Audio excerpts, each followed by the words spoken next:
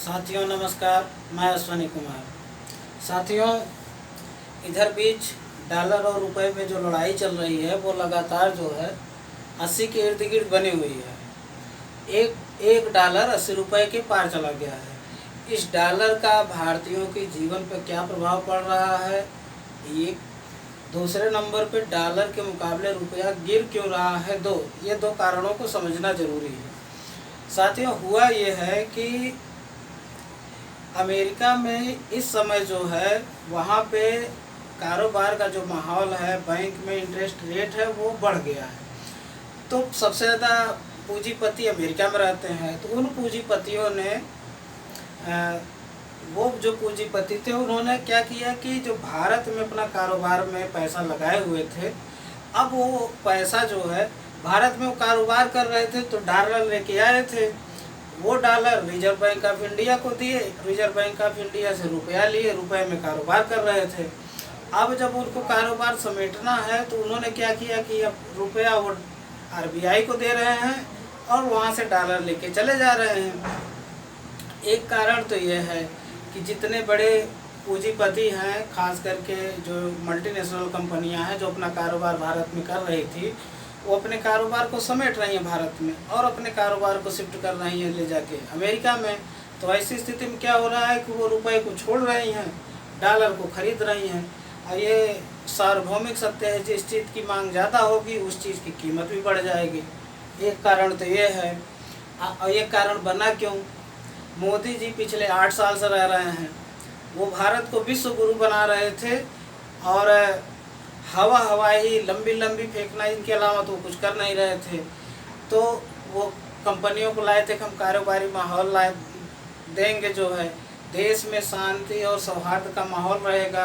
ऐसी स्थिति में आपको कारोबार करने में सुगमता होगी। ये वास्तविक है कि जहाँ पे कारोबारी माहौल, मतलब जहाँ की जिस देश की शांति और व्यवस्था अच्छी होगी वहाँ कारोबारी माहौल होगा। लेकिन कारोबारी माहौल में ये मोदी सरकार कारोबारी माहौल बनाए रखने में असफल हुई। इस वजह से वो लोग भागे। दूसरे नंबर पे हम आते हैं, वो तो गए, ठीक है भाई, वो विदेशी थे, यहाँ कारोबार करने आए थे। जो भारतीयों का पलायन हो रहा है बहुत तेजी से, वो समस्या का कारण है।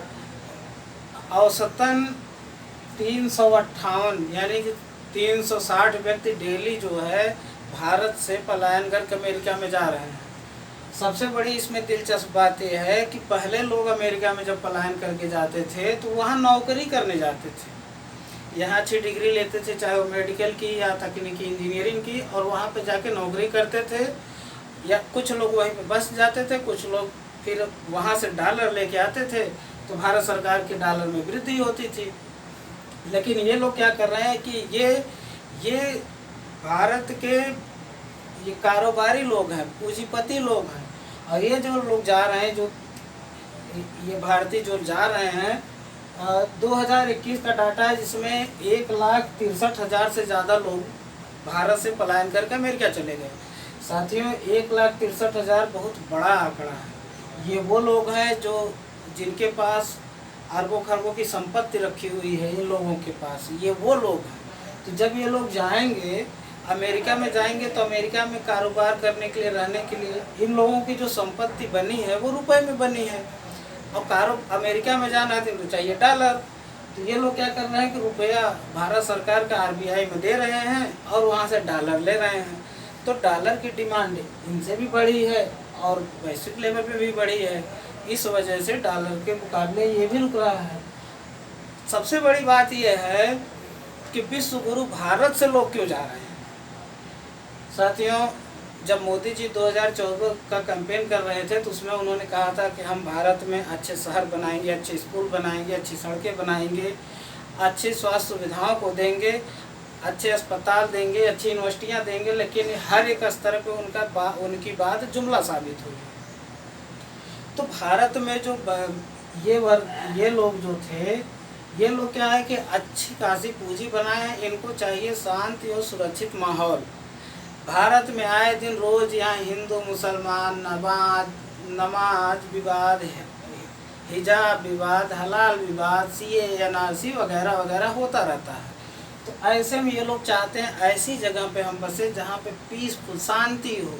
शांति होगी तो हम हमारे बच्चों का भविष्य अच्छा बनेगा, और वो शांति में कारोबार भी अच्छा होगा, पढ़ाई लिखाई में भी अच्छा होगा। इस वजह से ये लोग जा रहे हैं।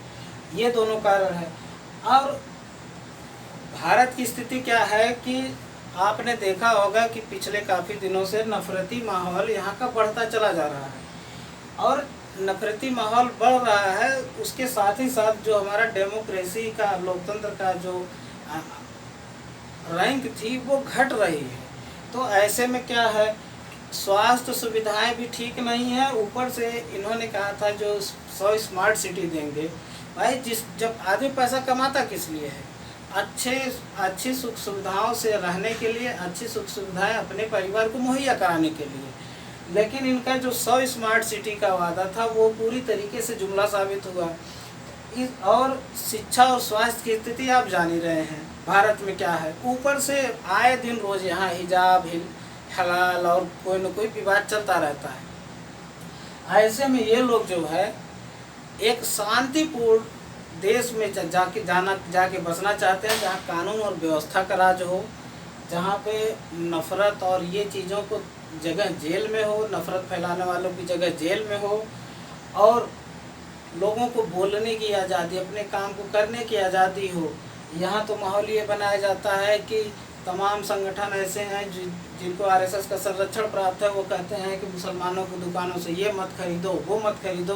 ये सारी चीज़ें एक आम नागरिक को, जो हिंदू मुसलमान और से ऊपर जा चुका है, उसको एक नागरिकता का बोध है। तो वो सोचता है कि मैं और मेरे आने वाले भविष्य के जो बच्चे हैं वो अच्छे माहौल में रहें। इस वजह से लोग जा रहे हैं।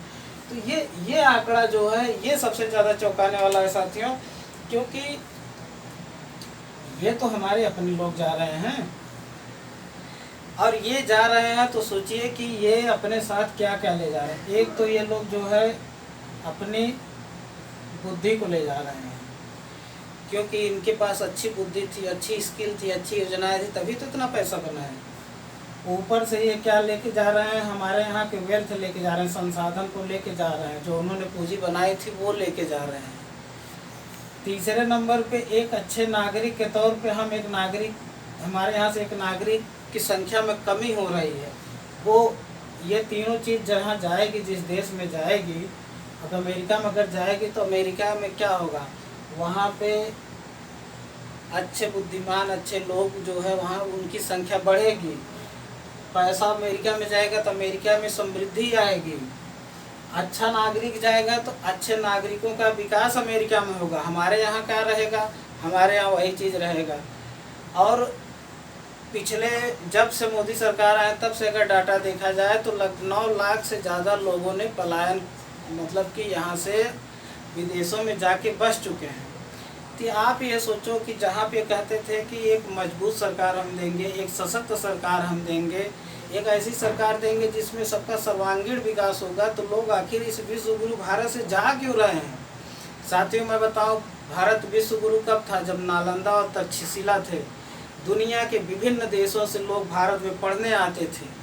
आज स्थिति यह है कि हमारा जो विश्व गुरु भारत है, तथाकथित विश्व गुरु भारत है, वहाँ पे क्या है कि यहाँ के छात्र पता लगा कोई यूक्रेन में पढ़ रहा है, कोई रशिया में पढ़ रहा है, कोई ब्रिटेन में पढ़ रहा है, कोई अमेरिका में पढ़ रहा है, कोई ऑस्ट्रेलिया में पढ़ रहा है, कोई जिसको नहीं मौका मिला चीन में जाके पढ़ रहा है। तो आप ये कौन सा विश्व गुरु है? विश्व गुरु वो था, वो गौरव था, लोग आते थे। और हम लोग वो विश्व गुरु चाहते हैं जो शांति, सद्भाव, भाईचारे का विश्व गुरु, जिसमें लोग यहाँ पे आएँ, न कि लोग यहाँ जाएं, यहाँ से विदेशों में जाएं। ये सारी चीज़ें जो है, और इस स्थिति का प्रभाव क्या पड़ेगा मित्रों आपके ऊपर, इस देश पर, इस देश के नागरिकों पर होगा क्या?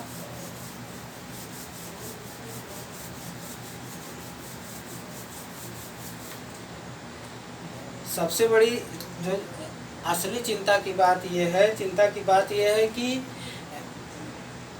रुपया जब कमज़ोर होगा, लोग यहाँ से अच्छे लोग जाएंगे, तो यहाँ पे पहली चीज़ तो जो कारोबार है, यानी कि रोजगार का जो क्षेत्र है वो घटेगा।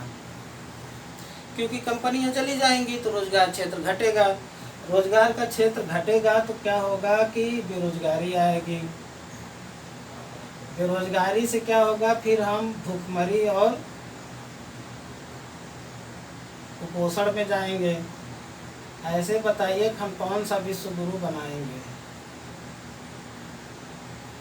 अगर एक ये चीज़ आप जान रहे हैं, भूखमरी के सूचकांक में भी भारत की स्थिति बड़ी खराब है। 118 20 देशों में 100 के ऊपर वाली स्थिति है।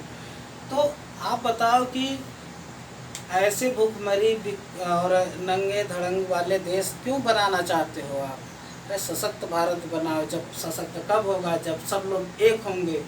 यहाँ पे हिंदू मुस्लिम अगड़ा पिछड़ा के नाम पे विभेद खत्म करो, तब जाके भारत सशक्त होगा, तब जाके भारत मजबूत होगा। और यहाँ के लोगों को जो इन्होंने अपनी संपत्ति यहाँ बनाई है, उनके अंदर ये भावना जगाओ कि नहीं, भारत में आपका भविष्य सुरक्षित है, यहीं पे रहिए, तब जाके भारत जो है विश्व गुरु बनेगा। इसलिए साथियों, मैं बार बार कहता हूँ कि 2024 का चुनाव बड़ा निर्णायक चुनाव होने वाला है। 2024 के चुनाव में इस नफरती सरकार को बुरी तरीके से हराइए। देश को समृद्धशाली बनाने के लिए आप इसको हटाइए। और इसमें हम किसान संगठनों से अपील करते हैं कि वो जो है मुख्य धारा की राजनीति में शामिल हों। ये न कहें कि मैं अराजनैतिक हूँ, क्योंकि जब देश की परिस्थितियाँ खराब होती हैं तो आप जो है आपको राजनीति करनी पड़ेगी, क्योंकि आपको देश की चिंता है, आपको देश के युवाओं की चिंता है, आपको यहाँ की भूखमरी और बेरोजगारी की चिंता है, आपको किसानों की आय की चिंता है, आपको मजदूरों को उनकी जो मिनिमम मजदूरी मिले उसकी चिंता है। किसान संगठनों से ज़्यादा इस समय कोई भी संगठन या कोई भी पार्टी इस देश के लोगों के बारे में बहुत अच्छे से नहीं सोच रहा है। इसलिए किसान संगठनों से, खास करके उसमें योगेंद्र यादव जी से हम विशेष अपील करते हैं कि वो किसान संगठनों को, सामाजिक कार्यकर्ताओं को, राजनीतिक कार्यकर्ताओं को और तमाम राजनीतिक पार्टियों को एक जगह लामबंद करें और मोदी जी के सामने 2024 के चुनाव में सशक्त मजबूत दीवार खड़ी करें, जो कि बीजेपी और उसके नफरती तत्व धराशायी न कर पाए और देश को गर्त में जाने से बचाया जा सके। धन्यवाद साथियों।